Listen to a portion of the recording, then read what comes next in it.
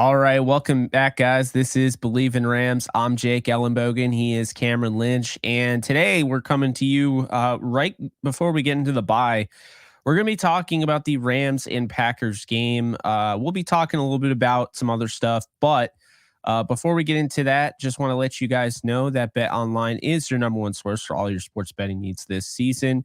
You can get the latest odds, lines, and match reports for baseball, boxing, golf, and more. BetOnline continues to be the fastest and easiest way to place your wagers, including live betting and your favorite casino and card games available to play right from your phone. Head to the website or use your mobile device today to sign up today and receive a 50% welcome bonus on your first deposit when you use the promo code Bleav. Bet online where the game starts. But Cam, if people want to get in on the action over on Underdog Fantasy, what do they have to do, my guy? You can start playing Pick'em or Weekly Fantasy for any sport today.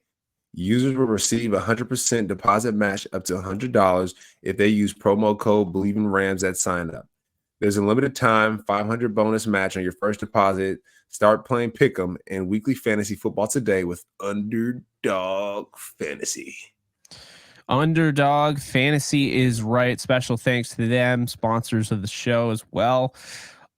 Cam, kind of going into this thing, obviously the fans weren't feeling great about this game going into it, right? No Matthew Stafford in all likelihood. You find out Ernest Jones isn't going to play. You find out Rob Havenstein isn't going to play. Those are three big pieces on this team. Obviously, the most important position, quarterback, which the Rams neglected since week one, as I've been saying. But Brett Rippon got all the first team reps, or so, they say. I still don't know. I hope not, because that was bad. But it didn't go well. And, I think a thing problem with this game, Cam, is this just kind of reinforces what last year really was. No Matthew Stafford around this time last year. I think he played one more game, week 10, week 11, whatever. No Matthew Stafford, Cam. Defense was just carrying this team. No, defense was carrying this team last year. Keeping them in games. And the offense just couldn't move the ball. And here's the problem is when you have a quarterback in Brett Rippon, it doesn't matter that the Packers were a bottom tier run defense. The Packers are like, man, we'll throw 9, 10, maybe even throw the entire 11 in the box because that's all you can do is run it because we don't Bleav in Brett Rippon. And I don't blame them because it was brutal, man. We saw it. Yeah, it was, Jake. It was brutal. To be honest, I was thinking this for the Rams. I was like, the Rams, we need to take a page out of the Jets playbook, right? The Jets playbook, they focus on their defense essentially to stop the football and also their punter, right, to be an extension of that offense. So I feel like the Rams should definitely lean into that a little bit because we're struggling right now. When I was at the Rams, it was, I want to say, a similar situation, but we really had to rely on our punter, Johnny Hecker, to really extend the plays that we needed, and then our defense to go ahead and make plays and get the football back. The Rams did get the football back a few times. I know Fuller had a great forced fumble, and we had an interception or something like that. So we did a decent job in the turnover margin, but brutal game, Jake. And I also was thinking this, man. The defense was on the field for a long time. And I was thinking, man, we're missing Bobby Wagner. We're missing that Ernest Jones. We're missing that depth at the linebacker position because, Matt LaFleur really just attacked the middle of the field a lot. And he can tell that there's some new linebackers in the game there, him being a former Ram himself, being the offensive coordinator for Sean McVay. So it was a doozy, Jake.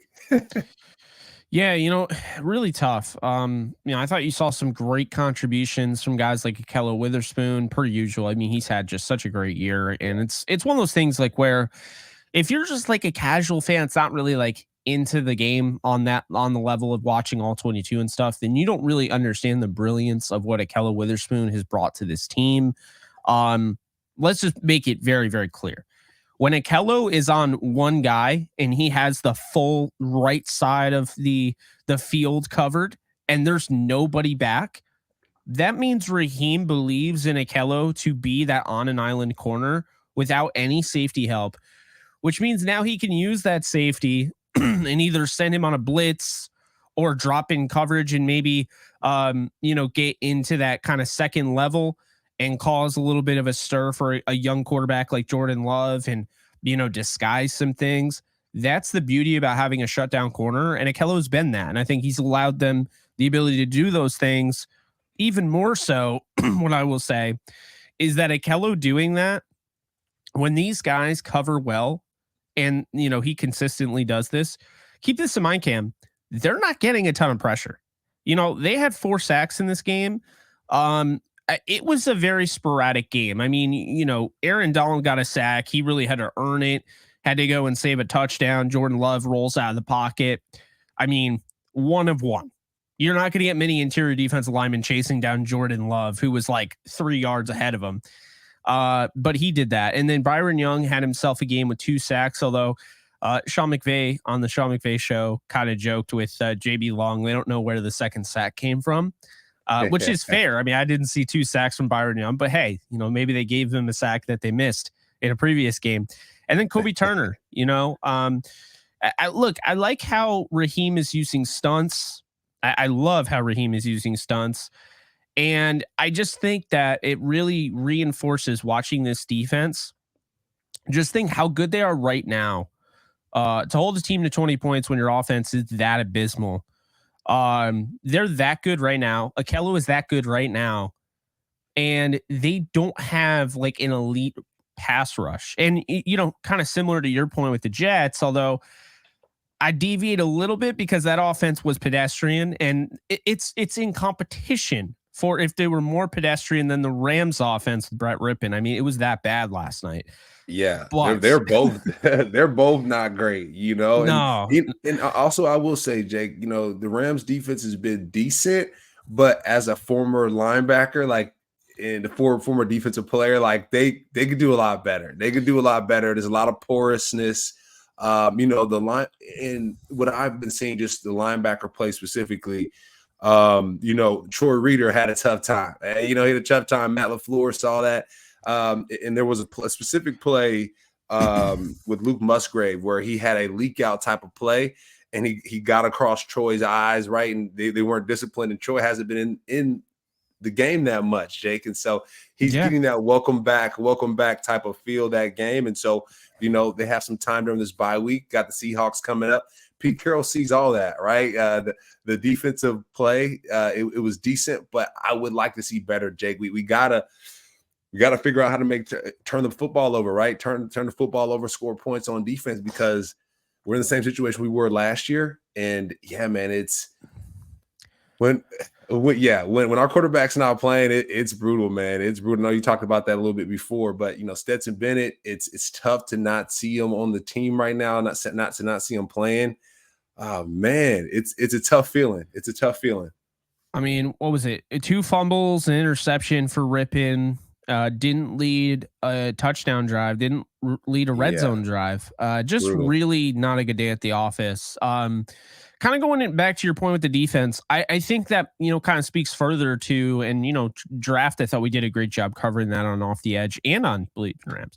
But it kind of goes back to, okay, in the draft, maybe you look to find some archetypes that can cover, because I thought Troy Reader had a hell of a game from a run defender standpoint. And we saw that. I mean, just him filling those gaps and disengaging from blocks and sticking his face in the fan. You love that.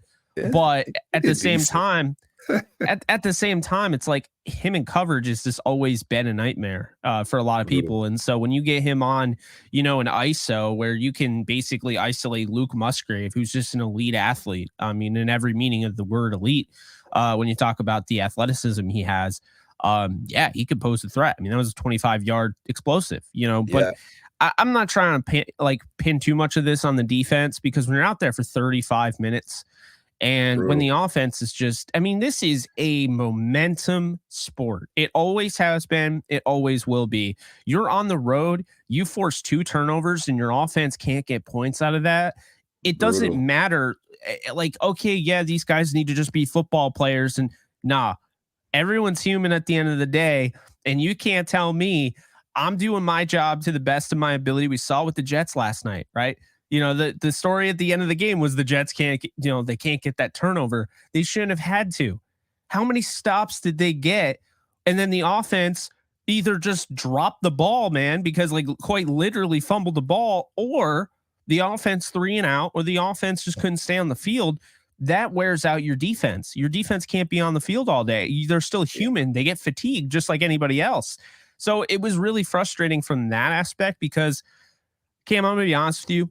This is the worst team the Rams have played all year. I think this team is worse than Arizona because when Kyler comes back, I think Arizona is more competitive.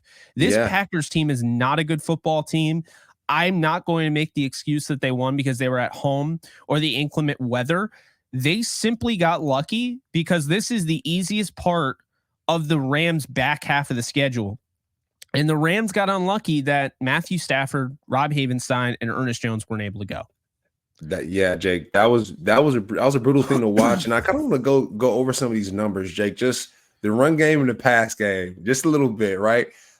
D. Henderson, Hendo, 1.9 yards per carry, 10 carries and 19 yards total. Like that's kind of crazy. Let's see. Aaron Jones on the Packer side went off, right? 20 carries, 73 yards total, 1 touchdown.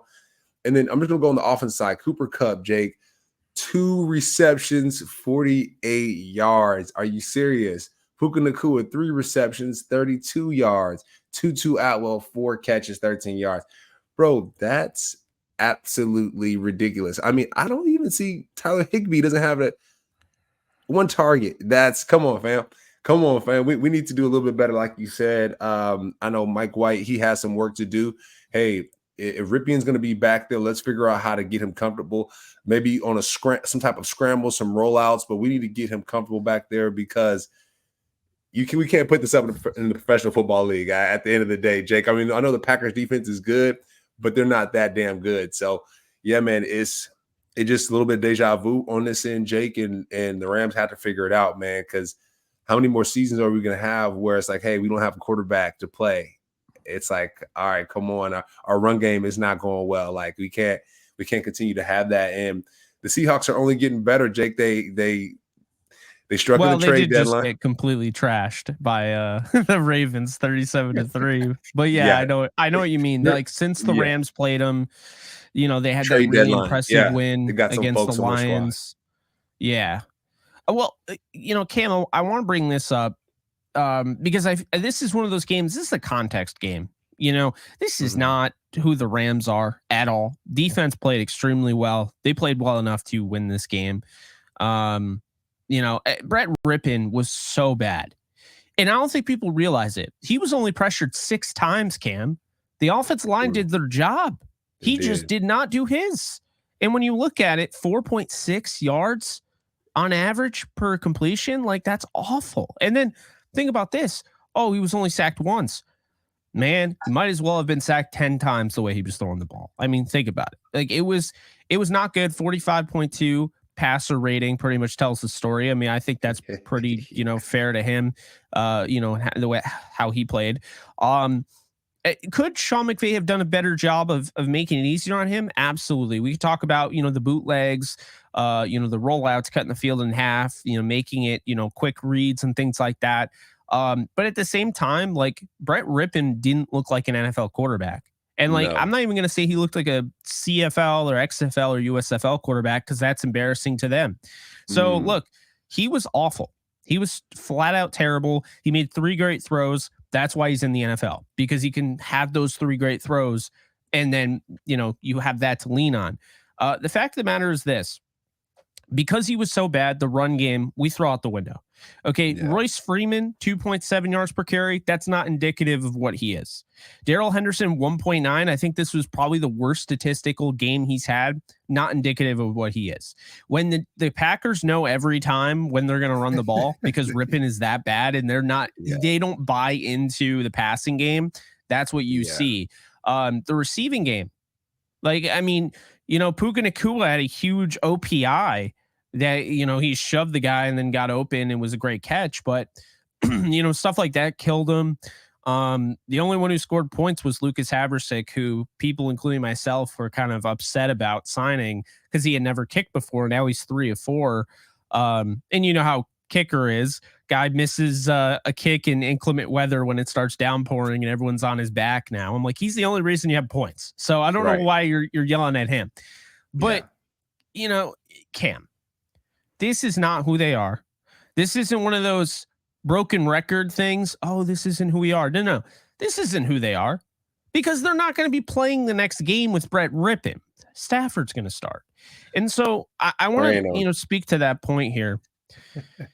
Cam, the 3-6 Washington football team in 2020, they made the playoffs at 3-7. That was the last year of the original playoff format. So now looking at this team at 3-6, they got some winnable games coming up. And I understand, people will say, well, Jake, I mean, the Rams just aren't a good football team. You say they have all these winnable games, but they keep losing. Well, what's the one game that was really a gimme going in? The Packers game. But then they lose Stafford. Then they lose Ernest Jones. Then they lose Rob Havenstein. So the indication from Sean McVay is that everybody's going to be healthy. Everybody's going to be back, except Kyron will be back week 12. If they beat Seattle, then they beat Arizona, and then they beat Cleveland, they're 6-6, Cam, in a really, really pathetic NFC. This is one of the worst NFCs I've ever seen. I mean, Tampa's kind of like that team. We thought maybe they would be better. We didn't think they'd be this good. And then all of a sudden they kind of have fallen off to the point where like, I thought you were better than this, Yeah. And then you look at, the Falcons and it's like, I don't know what to make of the Falcons. I mean, they lost to Josh Dobbs came off the Arizona Cardinals without any sort of preparation, and boom, there you go. He was still working on like cadences on the sideline, and he had to go in a pinch because Jaron got hurt. But that's the difference, though, Jake, is they're prepared for the moment. They're prepared for the moment. They made a trade at the deadline, got a W in, and that's what makes the most sense. It's halfway through the season, so you got to make adjustments. What does that look like? I mean, I haven't seen a quarterback get signed yet for the Rams. Like, after that performance, it's like, come on, man, let's go sign someone. So, yeah, man, I think the great teams make adjustments at halftime. The great teams make adjustments midway through the season. This bye is at the perfect time, right? Hopefully our quarterback gets healthy, that thumb gets right, and we're on the right track. But in the meantime, let's get some backup just in case something happens again towards the end of the year. We're praying for the playoffs. Let's make sure we have something in place. So it is a little frustrating, Jake. Also, too, you mentioned just on the defensive line front, or just providing pressure. I know we got some pressure. I know there was some sacks on our front, but let's continue to bolster that. And Jake, also too, I want to ask you, John Johnson. I have not seen him much on the football field. I mean, I'm not sure if you have. If you was on the first play, and then it was like he was on there a little bit. Yeah, versus the 49ers, I think he got into, and then he made that appearance, and after that, it's been really spotty since then. And it's like, dude, what's going on over here? I know. And then, Russ East, good player, excited for him, but that play where Christian Watson, you're in a position to pick that ball off or at least knock it away, and you settle to be boxed out by him. Yeah, Akello's going to get that. Akello's going to pick that. But you were talking about Akello today, and I think I want to double back on that.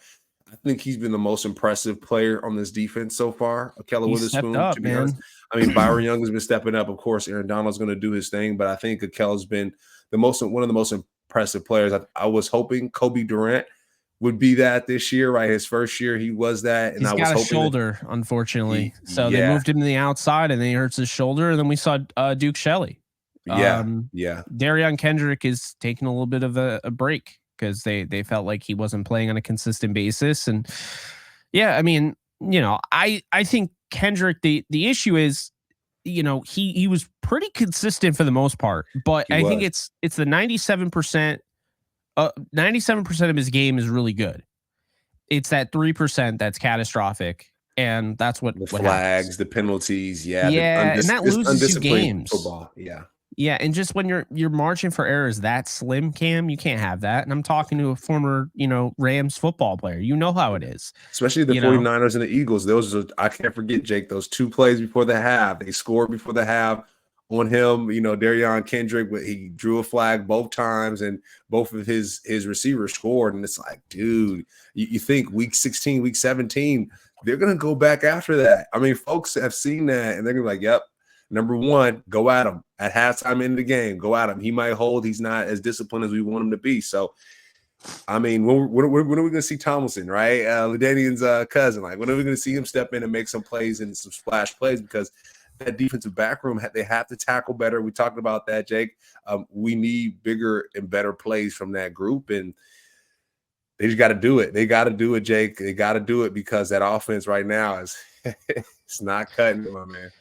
Yeah, and that's the hope.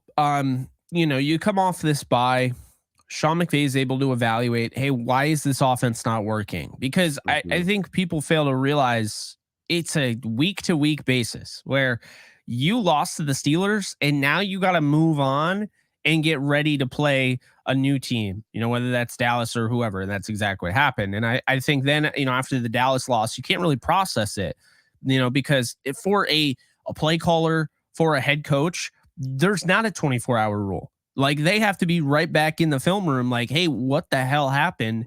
They have to process that information and then try to, take that and move it on to the game plan. But here's the thing. That's not enough time. The bye allows you to go back and watch these games and be like, man, I think this is what's going on. And then you can really fix it, because I think people get lost in the flow of the season. And I'll be honest with you, Cam, what is the benefit? I really want to ask this question to our viewers. What truly is the benefit for Sean McVay calling plays? Because I don't think he's an elite play caller anymore. I think he's an elite play designer. I think he's a great offensive mind. I think his recall is outstanding. I think his recognizing of, different coverages and different pre-snap motions and things like that, structures, is absolutely fantastic. But he gets in his own way. And I feel like this is also, Cam, with the birth of his child, causing a lot of burnout. And he's got to be able to manage burnout. My old boss used to tell me, man, you can't do everything. Take things off your plate. If you can't do this, just take it off your plate. It's like, and to me, I feel like Sean McVay has reached that point, whether he wants to admit it or not. He needs to take things off his plate and let Mike LaFleur call plays. Because here's the thing. Just because you're delegating doesn't mean you're weak. Just because you're delegating doesn't mean you're not a good offensive mind. Just because you're delegating doesn't take away your Super Bowl win, 2 Super Bowl appearances, multiple 10-plus win seasons. Just because you delegate doesn't mean that it's a bad thing. And I think it actually speaks more volumes, because if you're able to be that good of a communicator and a listener, and more importantly, a teacher, right, then you should have no issue passing this thing off to Mike LaFleur, and he should know how to do this thing with his eyes closed, because you've taught him to do that. And I feel like now, Cam, this is the time to do it coming off the bye. Just take it easy on Sean. Is going to absolutely run himself into a early retirement. I already see it. He looks absolutely exhausted. I know he had his kid, but now you factor in that. You factor that in. You factor the fact, like, there has to be, like, what do I have to gain by him calling plays? And if I'm sitting here and you're sitting here, just like last year, we're having this conversation, he's got to pass the sticks. He's not really gaining a lot. Yeah. I'm going to Frank Reich, Jake, at the Panthers, and Thomas Brown. That example, Thomas Brown was at the Rams, and just Sean needs to look over there and say, hey, the Panthers have been losing, every single game since they started. He passed the microphone, to pass the sticks to the guy that I trusted in Thomas Brown as well from my squad. And so they got a W. Let me just take a page out of that book. That's all he has to do, right? He's going to get some rest this week and next week, get some sleep. And he's going to be able to say, hey, let me figure out, hey, let me get our guy, Mike LaFleur, a little bit more comfortable, right? Let me pass him the torch here, because you just talked about it, bandwidth. McVay's bandwidth is limited, Jake. And you think about this, a lot of businesses, a lot of CEOs, they hire someone else to get it done, right? They hire someone else so they can be creative and create another business, or they can be creative and figure out how to manage what they want to do, take a vacation with their children or whatever that is. But you delegate and you hire smarter people around you so you can focus on what you can focus on, is running the football team, right? And making decisions in key moments, or helping out your coordinators when they need it, or that extra eye or that extra ear. But Sean McVay, he's gonna have to delegate. He's gonna have to pass the stick to somebody right now, because halfway through the season, You are where you were last year. And remember last year, Jake, Sean McVay had to go on a quick leave for a little bit, right? We didn't know if he was going to come back or not. And it feels the same way. It's like, man, like, has he learned from last year? Is he taking that self-care? Is he doing the things he needs to do to continue to be the best coach, the best father, the best husband he can be? So I'm praying for him. Yeah, and look, I mean, Cooper Kupp mentioned it after the game. Teams are giving him different looks. They're deviating from their tendencies on film. And it's like, as a play caller, if you aren't going to pass the sticks, need to realize, like, you can't do the same things that you're doing every week. Okay. You have to plan for anything. You have to be ready for anything. And Sean McVay and the Rams are this team. Like, they're the team. They're the coaching group. Like, they're the team that now other teams know. They are so predictable because they're going to do this based on the looks that we've shown all season. You have to be prepared for that because everyone, like Cooper Kupp said, we've seen some funky looks. Yes. I don't know why we don't see more of that. Why would like you say you take this week to week, Cam? You say this is a week-to-week basis, right? That's always what coaches say. We're going to game plan for this. We're on to Pittsburgh. We're on to Dallas. If you take it week to week, then why aren't you setting up to strictly beat a team in each week? Yep. Figure out how to do that, because doing the same things over and over again, like, well, they've shown this on tape, so I'm going to plan for this. They already know you're going to plan for it. They've shown on tape all year. Mm-hmm. So when they've shown their hand at this point is my point. And I just don't think there's not enough to gain here with Sean McVay calling the plays at this point where, I think that's how we wrap this thing up. I think the Rams have a shot to make the playoffs. They can only lose 2 more games the rest of the way. And if they lose the Ravens and 49ers game, which by the way are the most likely losses left on the schedule, then the Rams have a 77% chance of making the playoffs at 9-8. And hey, you sign up for that. I mean, that's really good, Yeah. And we got the Seahawks coming up. I know that was the first game of the season. This is round 2. So just know they're itching. They're itching to jack the Rams up. They know the Rams are bleeding. It's like blood in the water. They know Matthew Stafford's trying to get healthy. So they're going to send the house, right? They're going to run the football. They're going to do a lot of things. And it's going to be a shootout, but it starts that, the division games count as 2, Jake. So like I said, we'll end with that. The division games count as 2 is really important. There's a chance to make the playoffs, but there has to be changes in these next 2 weeks. There has to be changes to save the season. Yeah. I'll say this right now, Cam. You look at Seattle at 5-3. They were just in first place in the NFC West. They do not have it easy coming up. If they lose to the Rams, they got the Niners, the Cowboys, the Niners, the Eagles, the Titans, the Steelers, and the Cardinals. They ease it out with the Cardinals at the end, but that's not easy, man. You talk about 2 games against the 49ers and Cowboys and Eagles. That Rams game is a must win. And the Rams, if they win that game, get sole custody of that tiebreaker. So that's a big, important thing here. Rams need to get it done. And, I'm sure at a certain point, if you're not able to get these wins done, Cam, if you're not able to get it done against Seattle, if you lose one against Arizona or Cleveland, then you start looking at 2024 and maybe you play dress or win. I mean, it's an ugly scenario. That's sad. I don't believe in it, but it's sad. I mean, I'm not playing Brett Rippon again, and just hearing Sean McVay in his show, I don't think he's playing Brett Rippon ever again. So love him, love Brett. Praying for him. He has a family and kids, Jake. I always want to caveat that at the end of the day, right? We're talking about some of these players. Sometimes we're tough with our analysis. They are humans at the end of the day, but their gameplay is not going to get this organization wins at the end of the day. So we're going to have to say that because you all see it, we see it, so we got to call it out. But we want to practice grace as well because these folks do have families. They're normal humans as well. No, absolutely. So that is going to do it for us. I hope you guys enjoy this bye week. I think we all need it, to be honest with you. Be sure to follow me at JK Bogan. Be sure to follow Cameron Lynch at Cameron Lynch 50. And we'll be back next week. You guys take care. We'll see you guys soon. Later, folks.